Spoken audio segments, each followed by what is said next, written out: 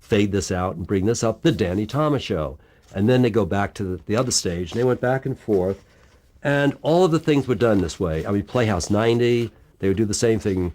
So-and-so, there's actually 3 slides for this, but I don't know where the other one is, or 3 tele-ops. So-and-so in the second happiest day. Oh, Michael Wilding, Lorraine Day in the second happiest day on Playhouse 90. Everything. You had Sullivan Show. All of these were promoted like this. They were cheap, and with hundreds of these. And every day, a department of 3 people. I was number 3, and then I became number 2, and I became what we called the tele-op king. And then we started playing around, and this is not a good thing, but I have to show you one thing that we did. Edward R. Murrow was famous for his cigarette, and he always had, so this is not the exact slide, but you see what it looks like. There's the cigarette, and that was like a symbol of Ed Murrow. Who knew in those days he died of cancer, or that that it was that bad for your health. So there was another picture, which I do not have now, whereas Ed holding like this with the cigarette. So you'll notice the size of this actually is the size of in a magic shop. You get these little things that you put in a cigarette, and it smokes up like hell, and it's a little trick thing you do. So one of us went to a magic shop one, and they got one of these things, and we cut out the slide. And it's not a slide, we cut out this thing, and we put this real little thing in there. And as the technician was dissolving, we lit it. And so as it went in, it looked like the whole thing was smoking up a storm and filled the frame. Well, everybody laughed. But we would do this thing at sign-on, like at 6 in the morning when nobody was watching. The other thing that we did was took one of these eyes, and we actually cut out the center, and we put an eyelid and a little arm on it and made it a bloodshot eye. And so we did that, right? So we're doing this, and we do it at 6 in the morning. Nobody's watching. We got away with it. And finally one day, I get a call from Hal Meyer, the head of operations. He says, I got a call from his assistant, said, Hal Meyer wants to see you. So I went to his office, and he said, I have someone on the phone that wants to talk to you. I said, who is it? It's Bill Paley. And I got on the phone, and Bill Paley was watching at 6 in the morning and just read me out, and I thought, that's it. End of my television career, I'll never work here again. And he actually read me out like crazy, and then said, so don't you ever do anything like that again on my network. Pause, and I was waiting, and no, sir. All right. Didn't fire me. Last time we did any kind of fooling around in that. You remember what he said to you? That was the thing. He said, don't, something like, how dare you, or, don't ever do anything like that again on my network. That's the phrase I do remember. Whatever he said before that, it was like, I was terrified. So. Kelly called. They want to have a screening at 3 o'clock this afternoon at HBO. She wants to know if you'll be able to make it.